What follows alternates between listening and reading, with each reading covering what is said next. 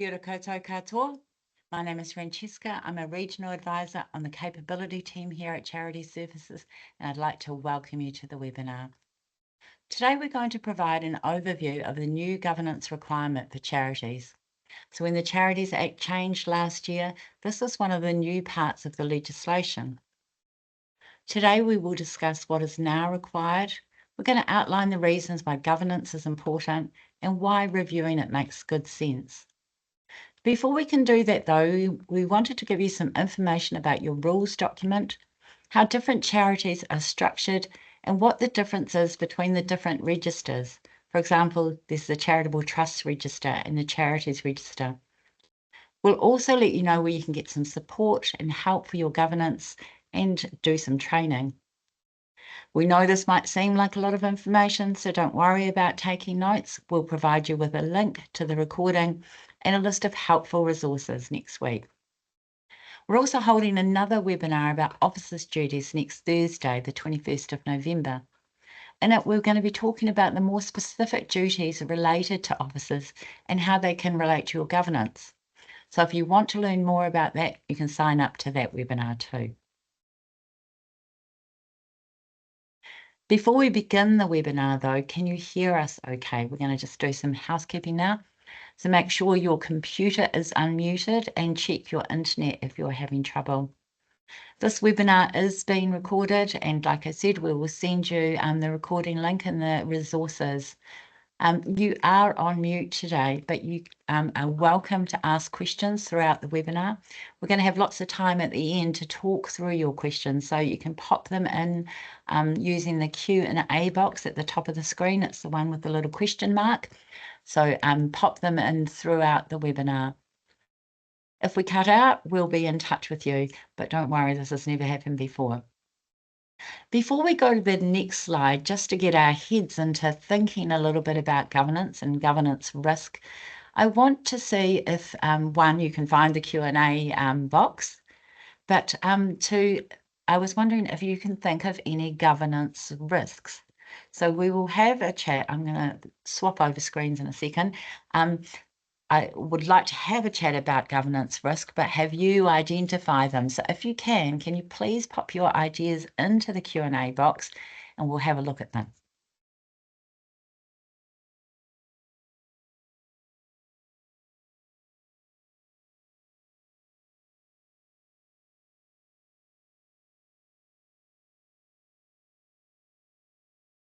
Compliance risk. Thank you, Francis. Anybody else? Fantastic. There's new questions. Liabilities. Excellent. Management capture. Compliance risk. Liability risk. Anything else? There's not really any wrong answers.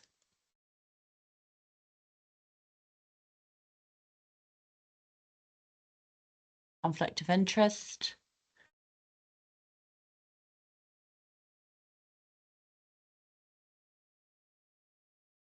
What else do we have?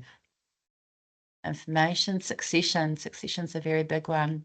Health and safety. Brilliant. Finding the right staff. Excellent.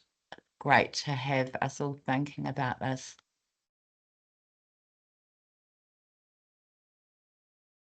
So there are lots of different types of risk involved with running a charity, and it's a good idea to identify them so you can think about how they might affect your charity and how you might mitigate them. So let's have a look at the list. Some of these things might affect your charity and some may not. We know that charities are all structured differently, and so it will depend on the kinds of activities that you do and the size of your charity. So let's have a look at the list. Financial instability, so fluctuations in funding and donations can threaten a charity's ability to sustain its programs. Regulatory compliance, so keeping up with changing laws and regulations can be challenging and costly. And we know for charities in New Zealand, there's been quite a lot of change in with the Charities Act changing, but also reporting standards, the changes for incorporated societies. So a lot of change in the compliance space, so good to stay up to date. Reputation management. So negative publicity can often damage a charity's good reputation. So that's a risk to think about. Cybersecurity is a threat to charities now. So they're increasingly getting targeted by cyber attacks, data breaches, and that can result in financial loss or a cost to your organisation. Governance issues come up, and I mean, it's one thing we do see a lot at Charity Services. Our investigation team gets complaints about poor governance, and that can lead to mismanagement of charities and inefficiencies, and it can take a lot of time and energy to sort those things out. Volunteer management is also something that can be a risk. So recruiting, training, retaining volunteers, it can be difficult and affect your service delivery. There's operational risks, so disruptions in your operations, natural disasters or pandemics. So we've had that happen recently. And these can hinder a charity's ability to function. Fraud and misuse of funds. So ensuring funds are used appropriately and preventing fraud is a constant concern for charities. So making sure that there are the right controls around the use of funds. An increased demand for services. And so we saw that in COVID for a lot of charities, that there were rising needs in the community, and that can really strain a charity's resources and capacity to deliver. Adapting to new technology is a huge thing. So keeping up with those technological advances and integrating new systems can be challenging, costly, and keeping your people trained up. So, that gets us thinking about some of the risks that we're going to be addressing later. All these risks require careful management and some planning to ensure charities can continue to fulfill their missions effectively and manage that risk well. So thank you for your input into the chat box. That was great. We're now going to talk a little bit about rules, because a lot of charities don't really understand this piece, and so I thought it was quite useful to kind of do some Charities 101. Now that we've looked at the risks, it is good to discuss your rules documents, because sometimes some of those risks and the mitigation is actually in your rules document, or it can be a place where you could put those things. So that your rules document is the most important thing you'll need to understand to govern your organisation well.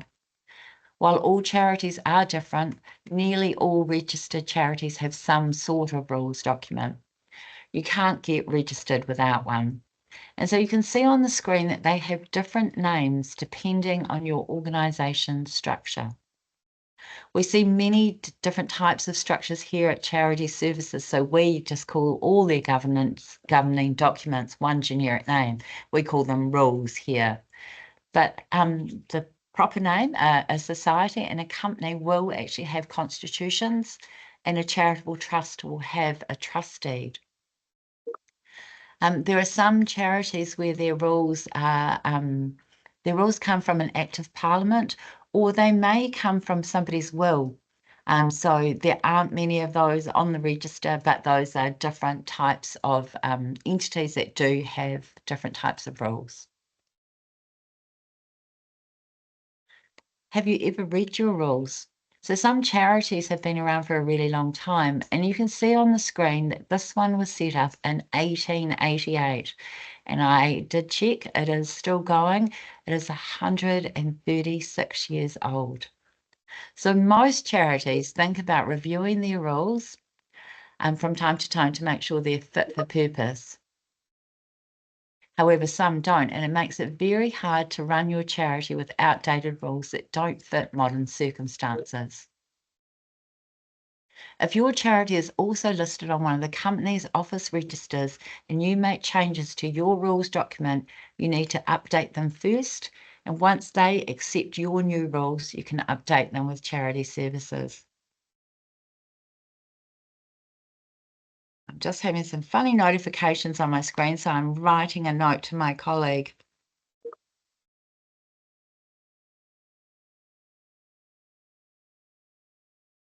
so that they will stop because they're quite distracting. All right. Another part of good governance is knowing what kind of organisation you're running. And so we find that people aren't very clear about this or which register that they are listed on. There was a sector report recently released, the state of the sector report. And in that report, it said that 33% of the people that they surveyed didn't know what type of organisation they were governing. And it's really, really important to understand this because different laws apply to different types of organisations. And part of your governance duty as an officer of a registered charity is knowing which legislation applies to your organisation so you can stay compliant. So you can have a look on the screen and see where you fit in. And if you don't know, we can tell you where to find that information. So on the Charities Register, incorporated societies make up 22% of the register. Unincorporated societies, 18% of the register. An unincorporated charitable trust makes up 42% of the register. Sorry, that's an incorporated charitable trust. And an unincorporated charitable trust, 14% of the register. And we have 4% of charitable companies on the Charities Register as well. And too small to show in the graph, but still really significant, marae make up 290 organisations on the register. So you can see there's quite a few different types. And if you don't know your type, it is very, very important to know that. And I was quite surprised to see that 33% of people don't know. So if you want some homework after today's webinar, please find this out because it makes a difference to how you govern your organisation. Vitally important.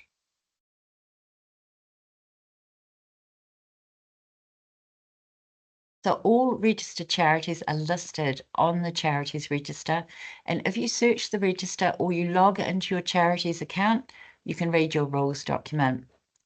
However, there are a number of different registers to know about. And if you're new to the world of charity, it is quite confusing. So when we go and do community sessions around the country, we find that this is one of the things that people really, really don't understand.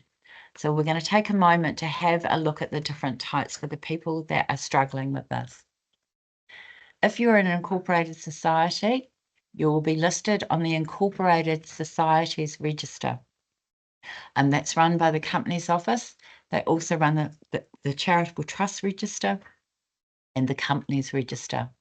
So 3 registers, all run by the Companies Office, and they also have a number of different registers.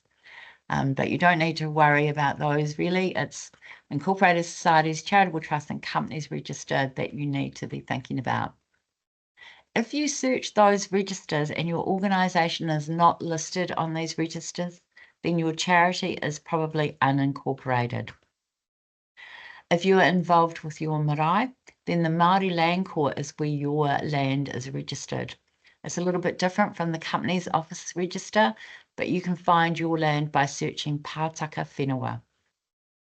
All these organisations, apart from marae, will have a rules document on the Incorporated Societies Register or the Charitable Trust Register, the Companies Register, and the Charities Register as well. So anytime you change your rules document, you need to update the Companies Office first. And once they've accepted them, you can update them using the Update Details form when you log into the Charities dashboard. And if you're an unincorporated society, that means, or an unincorporated charitable trust, you're not listed on those registers, but you are listed on the Charities Register if you're a registered charity. And so you just update your rules with us. So we're now going to move on and talk about the new governance requirement. So when the Charities Act was amended in 2023, a new clause came in that related to your governance. So Section 42G of the Charities Act now says all charities have a duty to review their governance procedures every 3 years. So the first part says you must review your governance procedures, whether they are set out in rules or elsewhere. So what that section is saying, it makes it pretty clear you need to have a look at your constitution or your trust deed or any other place you may have rules that govern what your charity does. So for most charities, this will be looking in your constitution, your trust deed, but you may have some policies, procedures that you also need to review. If you're a larger charity, you might have a whole policy manual to have a look at and to make sure it's still fit for purpose. So the second part of the section says, when conducting a review, you must consider three things. So you need to consider whether your governance procedures are fit for purpose. Do they help you, assist you to achieve your charitable purpose? So the purpose that you are registered for, and you can, if you look in your constitution or your trust deed, there will be a purpose or an objects clause that sets out what you were set up to achieve. And to the third part of the test is to assist the charity to comply with the requirements of the Charities Act. So it's essentially saying you must think about, do your rules work? Do they help you to achieve what you're set up to do? And do they help you comply with the Act? So all charities are different and one size is not going to fit all. Smaller charities are unlikely to have huge separate policies, and a lot of this information that they need to review will be within their rules document. Some small charities might not have any written policies, and it might be a really good prompt to start writing a few that will help you run your organisation more efficiently. So you might want to think about conflicts of interest or how you resolve disputes or something specific to your charity. It pays to sort these things out before they arrive. Larger charities are going to have separate policies as they're more often than not working with people and they have more money, potentially more risk. They may, as I said, have a big policy manual to review, or they may review it from time to time throughout the year.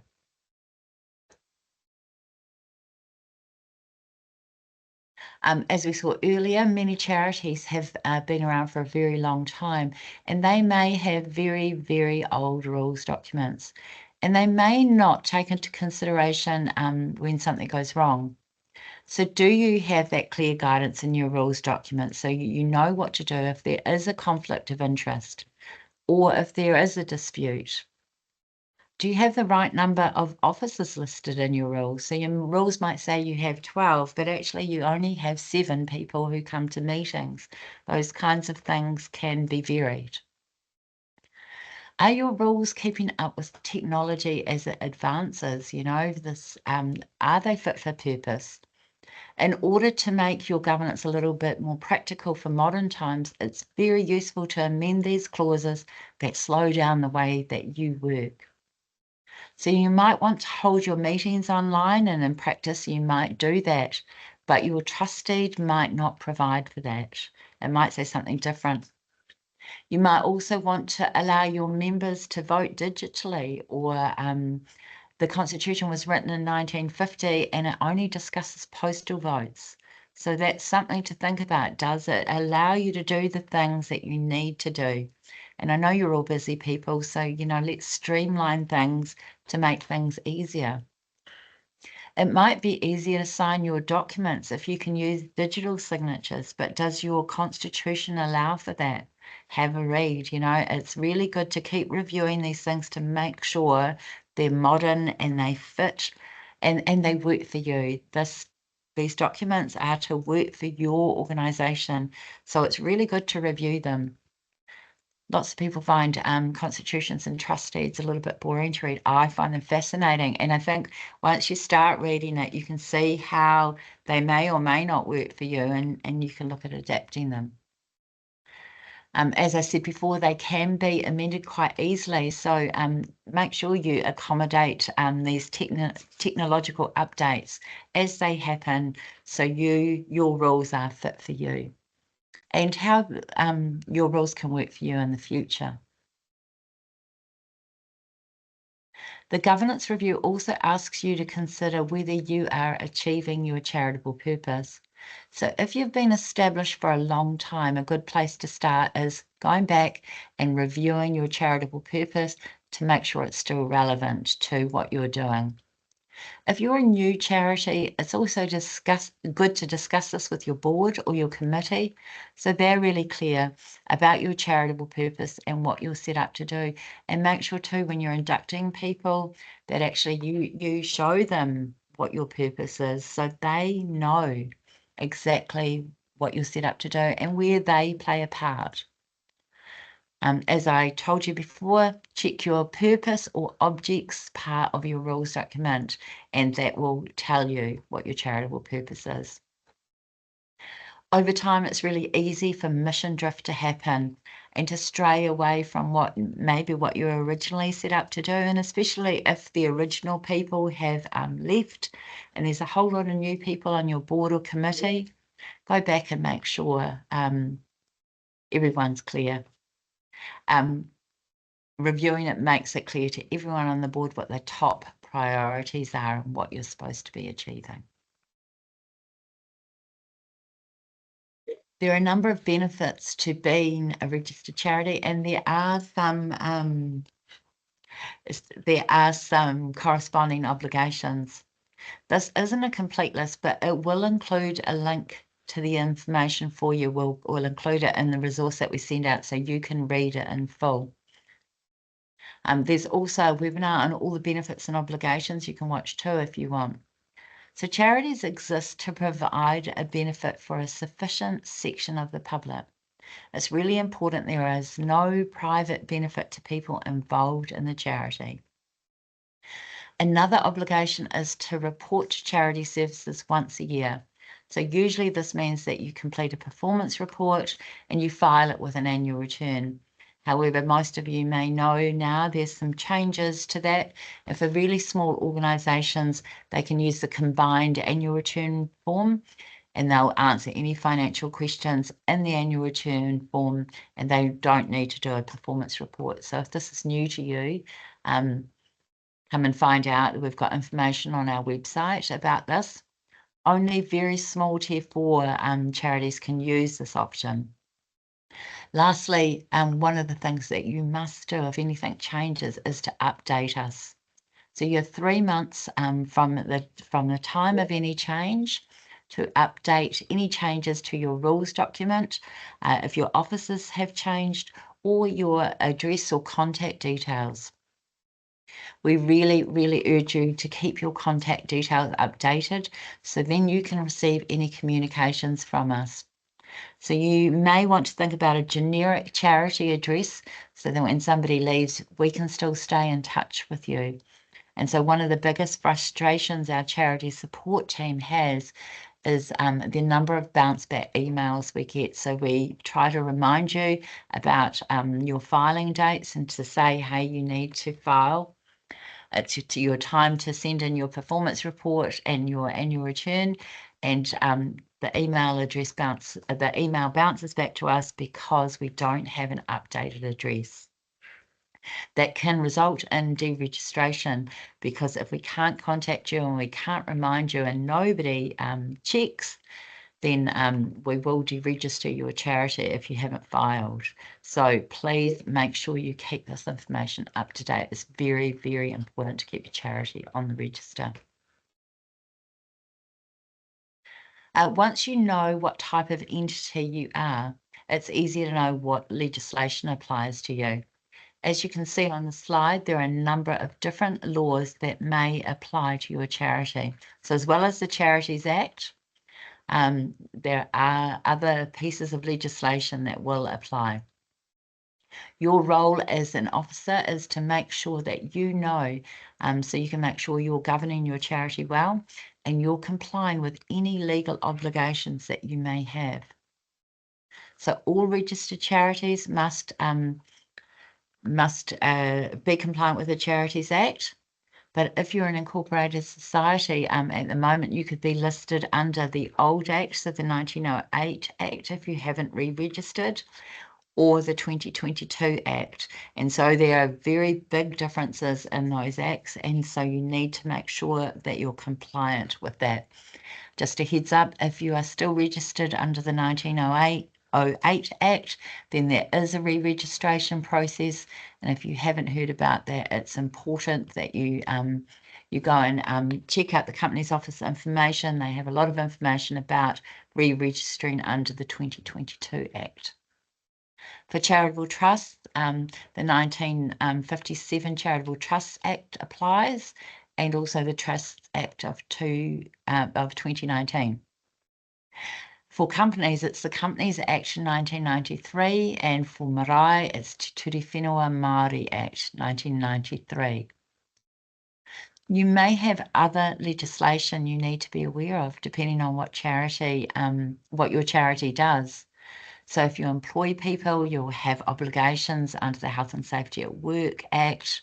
You might have obligations under the Employment Relations Act, the Human Rights Act, the Privacy Act. There's a whole lot of other legislation that you may have obligations under. So please understand what your charity does and find out.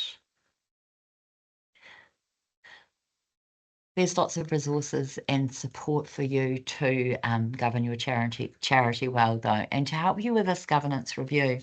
So sector organisations have done some wonderful work developing resources with community groups and charities in mind, and these are all designed and built for you.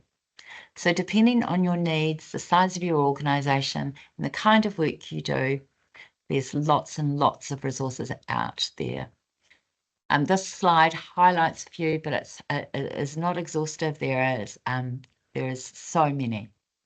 So Community Governance Aotearoa have a number of great resources and templates. They have a hub, and they run some great events to support charities.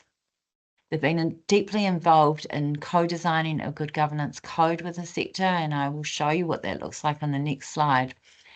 You can have a look at on their website as well. And they have a board evaluation tool that sits hand in hand, and that's on the resource sheet that we're sending out today. Community Net Aotearoa have a variety of resources, and they have the Community Resource Kit. So that's a guide to setting up and running community groups in New Zealand. It's a great resource covering things from legal structures, record keeping, fundraising, and really useful if you're new to running a group. Community Networks Aotearoa have set up the Tick for Governance program. So this is a really simple, engaging online course. It's 10 modules, and it's a governance course to help you with good governance skills and practices. And it's really Aotearoa based. It starts off in a marae in Waipatu and Lower Hutt, and really goes through the things you need to know. So it talks about the reporting standards that charities need to know, helps you understand about different organisation structures. I've done it. It's a lovely course because you can't really get anything wrong. And it's one of those courses that you can save and go away and come back to. It's all online, so you just complete a module at a time. So check those out. The Institute of Directors also have a lot of great resources too, and they have a not-for-profit governance hub. So we've put links to these community hubs for you, so you'll be able to look up these resources. We also provide some good things to help you on your governance journey, and a key one is the governance checklist that we created for charities. We published it to help you with this new review requirement, and you don't have to use it, but it might help you think about what you need to do. The checklist goes step by step through some of the key governance procedures you might consider reviewing, and points you to some further resources if you want to do more of a deep dive.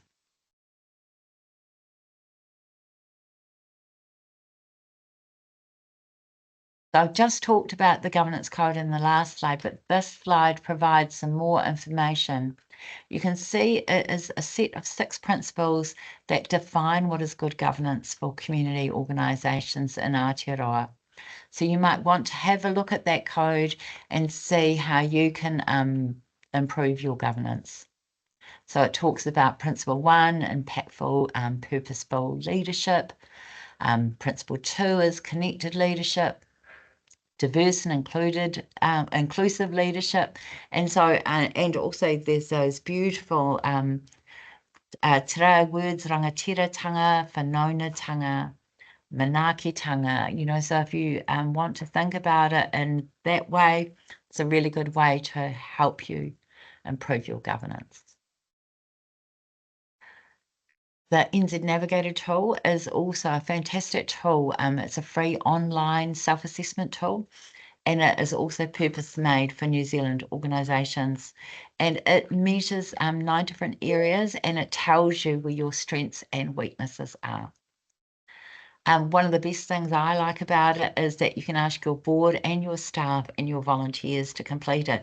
And so what happens in the end, it pulls out a spider diagram, and so it shows what the board thinks, it shows what the staff think, and it shows what your volunteers think. And maybe all those people don't think the same thing. So what it does is it is really reflective of what everybody thinks in your organisation.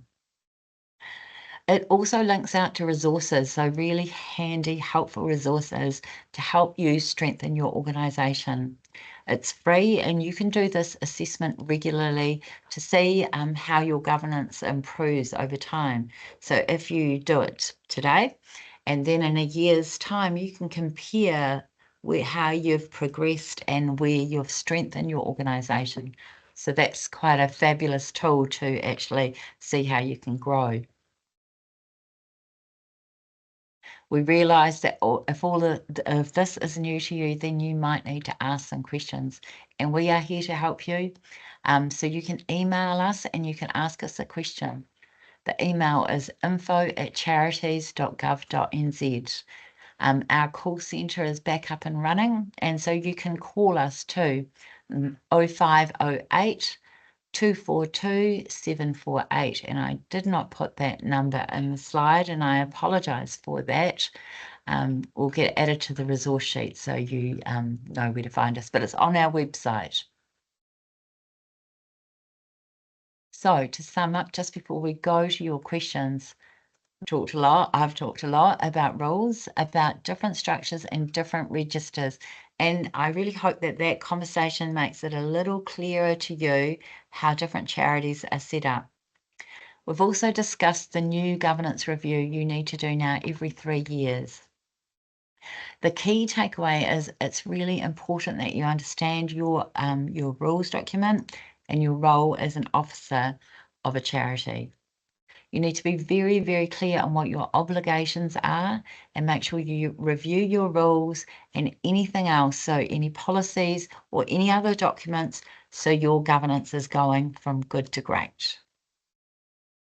We've also talked a little bit about where you can get some information and some tools, and also some courses and education to help improve your governance. So now I'm going to stop talking and we're going to go to your questions.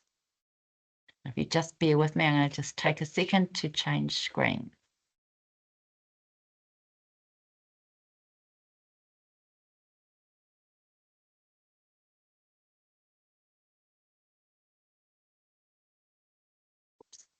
Still taking a second to change screens, and it's not playing nice. Oops.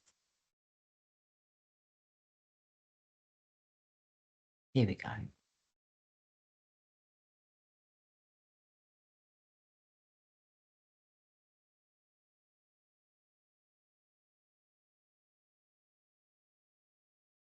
I have a message to turn my chat notifications off, but I'm not really sure where they are, Jordan.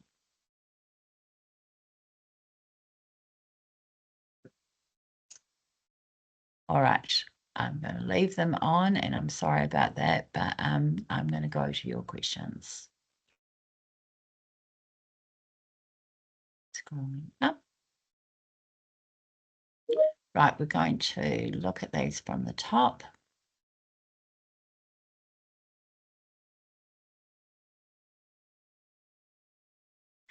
Lance, the 3-year review, is that something just done just inside your trust, or do you have to communicate the outcome to DIA? So that was me, and I feel remiss about that, but you're right, and thank you for bringing that up, Lance. It is something that you will report to us in your annual review, your annual return. So when you come to do your performance report and upload your annual return, fill out your annual return, there will be a box to say, have you reviewed your governance? And you will need to tick the box and provide a date. So have a think about that before you come to the form. So you'll need to have a discussion at your board table. The first review, Donna, needs to be completed within the next 2 years. So the requirement came in last year. And so within the next 2 years, you'll need to do your first review.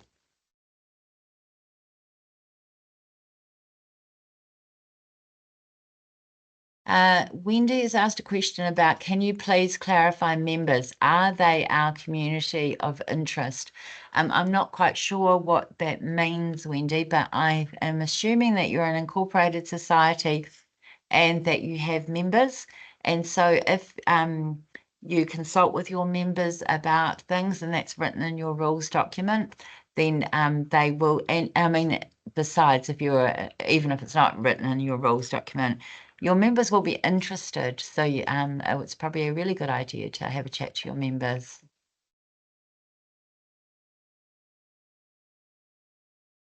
Carrie's asked, what will be the reporting requirements for the 3-yearly review? So it is just a tick in the annual return form and a date.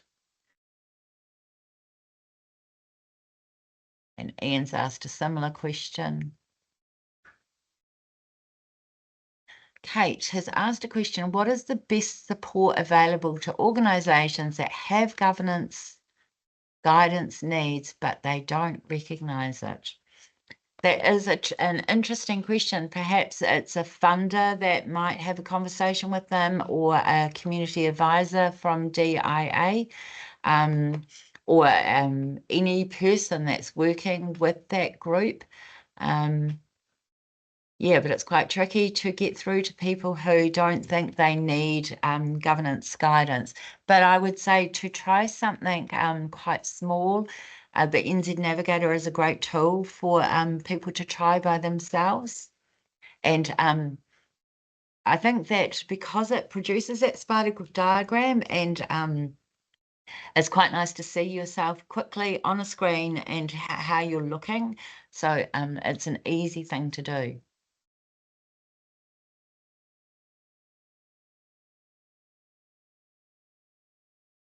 Craig's asked a question. We've been figuring out what acts we come under. We're a charitable trust. Our rules document is called the Rules of the Association. Should it be called something trust deed instead? I would have a look on the charitable trust register, Craig, or on the charities register, and it will have your proper name, which should be the name of your organisation's trust deed.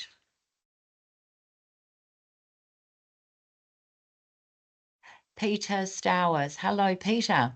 Will Charities Services enforce and police these law changes to ensure everyone complies? Well, you will upload your annual return, so your annual return's uploaded to the Charities Register, and so people will see on the register that you haven't ticked that box. What we're asking for is asking for you to have a look at your governance and make sure it's fit for purpose for your organisation. So reviewing your governance is a really good thing to keep your organisation strong and healthy, and to make any checks that you need to, and adjustments you need to make. So it is in your interest to review your governance. It's every 3 years. It's not that often. So I would do it because it is good for my charity. If you suspect, Campbell's question is, if you suspect governance issues, who do you notify? So if you suspect governance issues inside your charity, I'd be talking to the chair. Charity Services doesn't deal with governance issues on the whole because they're internal to a charity and we aren't a referee for those kinds of matters. We look into serious wrongdoing. So we cannot mediate your governance issues. If they're really serious, you might want to approach a lawyer or go to mediation. There are avenues for people to go through. Someone has asked about fit for purpose and digital signatures. For some, they're simply screenshots. Not quite sure I understand. They can be quite different. They can cause confusion. I am not a expert on digital signatures. I just think that people need to be able to file easily and get things signed easily. And so if you can make a way that you don't have to do a postal vote or a postal signature or, yeah, just make it easy. Beverly Slater has asked, can you change your charitable purpose or update it? If your mission has changed, yes, you can. You can update that. If you have a charitable trust, you'll need to change your deed. If you have an incorporated society, you'll need to change your constitution. Sue has asked who should conduct the review, which officers? Well, you're all responsible collectively for running your charity. So I would say every officer on your committee or governance who sits around your governance table should be involved in the conversation. Joanne, what exactly do you mean by governance procedures? Sounds like you're just limiting it to rules. Are you going to provide guidance in writing about this, what this covers?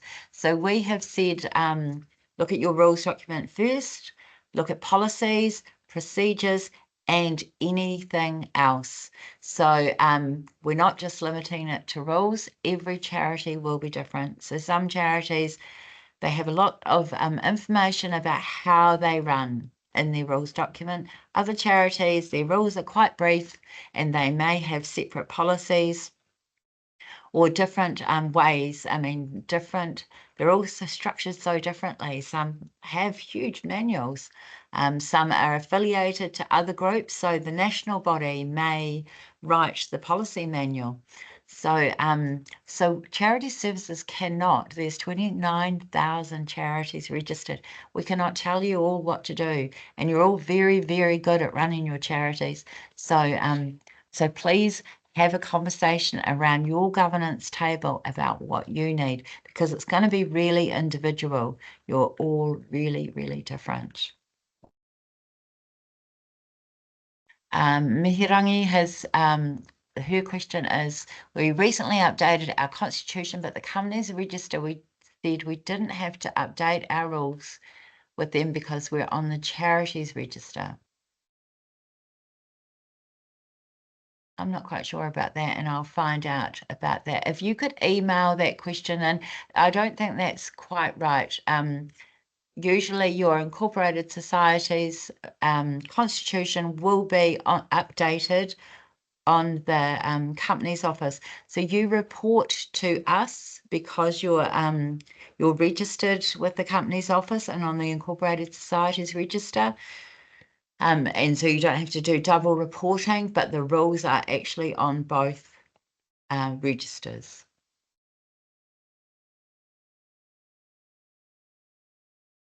Just scrolling up to see if there are any new questions. Campbell, can you make a complaint anonymously? Yes, you can. So you can go to our website and make a complaint.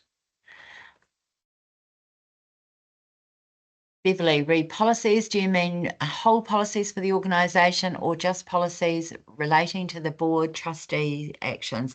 So Beverly, I'm meaning all the policies that you use for your governance of your charity. Anything that you have in your wheelhouse that helps you to run your organisation.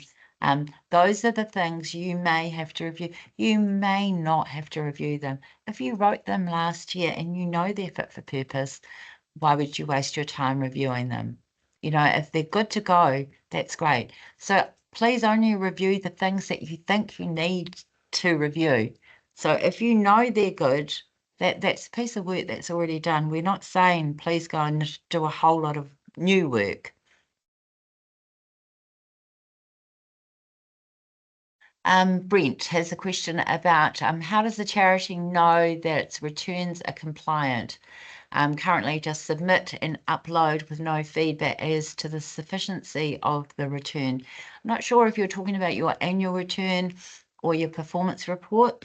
So we have 29,000 charities and 36 staff at Charities Services, and we don't check every return. We absolutely can't.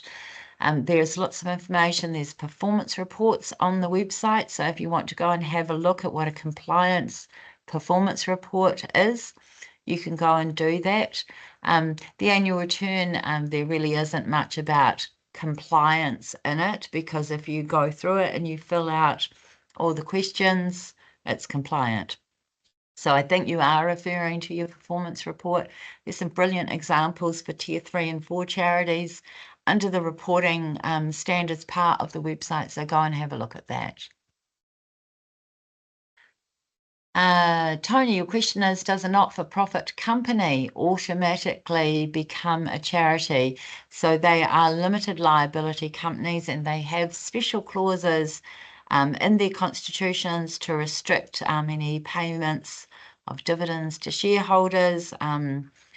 So there is a specific type of constitution a company must use to be able to register as a charity, and some specific clauses we require of companies.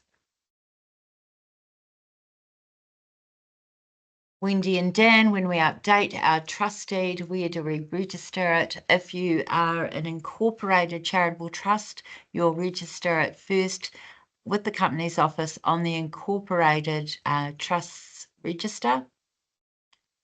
If you are not an incorporated charitable trust, you can, and you are registered with Charities Services, you just update it and update it yourselves and then update us. Margaret, we're on both the Charities Register and the Incorporated Societies Register. Should we remove ourselves? It seems churlish to duplicate our reporting. Margaret, you are not reporting to both. You are reporting just to Charity Services. So please just report to us. If you're an incorporated society and a registered charity, you report once to us. Tim, this is an interesting question. Do you have thoughts about a regular cycle of review and what that might look like? That's a really good question, and I'm actually going to write that down so I do have a think about it. It's not something I have thought about, and it's not something I've actually had time to put my head into, but I like that you've asked that. I really like questions that make me think. As I said before, all charities are so different. So, you know, I mean, what that little play group in on the West Coast is doing, and then what the Salvation Army of Auckland are doing, you know, I mean, they're really, really different. So I can't say to you, this is what a regular cycle might look like. But it does pose, you do pose a good question. But yeah, these charities are so different that the playgroup is probably, you know, good to go, and it's just going to review a few things to make sure it keeps everybody safe. But the other organisation will have a lot more to do. Jill, thank you for your question. If you have a large number of policies that are reviewed on a cyclical basis, but within the 3-year cycle, is that okay? It's actually brilliant and really, really sensible. If you are a large organisation, you know, and say you meet 10 times a year, you can't review all those policies and get them past the board to make sure they're okay, unless the board are reading policies once a week, you know. So it is a brilliant idea if you're really large to keep reviewing on that kind of basis.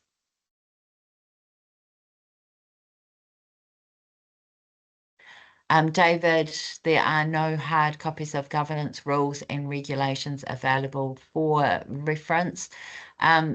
There's legislation that you can look at. Your rules document is going to be particular to your organisation. But as I said, we are sending a resource sheet out with lots of links to resources that will help you with governance. So you could have a look at some of those to help you with that question. Ken, an organisation I'm connected with is looking at changing from an incorporated society to a charitable trust. Can we do this? Who could we contact to assist with this? So you could possibly Google the process for doing that. You could email us about the process to do that if you are a registered charity. We've heard quite a few organisations want to change their structure.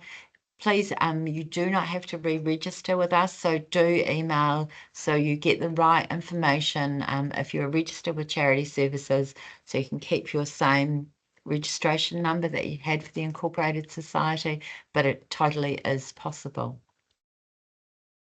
What a lot of great questions. Wendy, thanks for this question. What is the date that you have to re-register to comply with the Charities Act 2022? You do not have to re-register with the Charities Act. So I'm really pleased that this question came up because there is a lot of confusion, and that's particularly why we did this piece in the beginning about the different registers and the different acts. So it is the Incorporated Societies Act 2022 that has changed. It came from a very old act, 1908 was the last legislation, and it is only applicable to incorporated societies. So if you're a charitable trust, breathe a sigh of relief. There is no change for you in that space. There is no re-registration process for charitable trusts. Only incorporated societies that are registered under the 1908 Act. So if you haven't re-registered, you're an incorporated society, I would type in incorporated society re-registration, and it will take you to the company's office website. They've got a lot of information about the re-registration process. We did a webinar or 2 webinars with them last year. You might want to have a look at those, but I know they have more up-to-date webinars on their website. So go and check those out.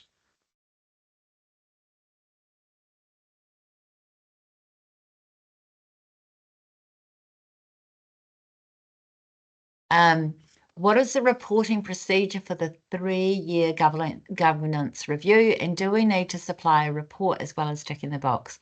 You do not need to supply a report. So, so this is an internal review for your people to review your governance to make sure your governance is working for you. So you're not reporting on this to us. What you are saying to us is, yes, we've done it. So it's all about your organisation and internally. Rebecca, I probably have answered this, but I'm just going to repeat this. So your question is there a requirement for the board to review all internal policies and procedures or just the governance? Well, depending on what your policies and procedures are, it's not just the governance procedures.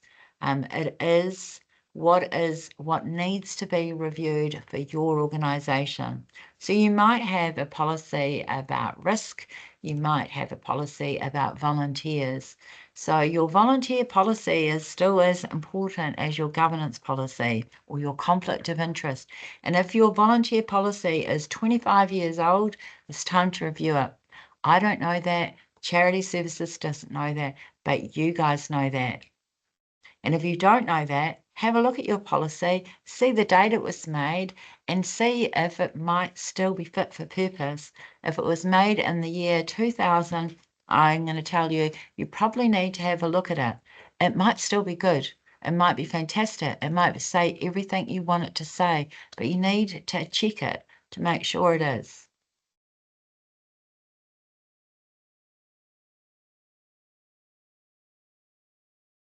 Here's a question about if you take a full calendar year of monthly board meetings to review the governance policies and the trust deed, what date of review to note on the form when reporting to, it says the Charities Commission. We've been Charities Services since 2013. Okay, so we haven't been the Charities Commission for a really long time.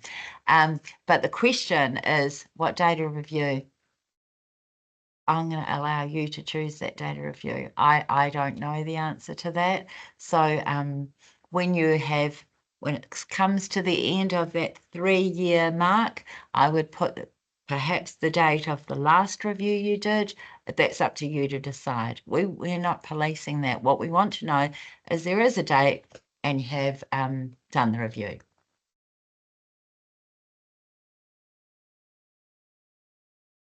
I'm not sure exactly of the answer to your question, Tiffany. So you have asked, can you find what type of entity your trust is on the Charitable Services website?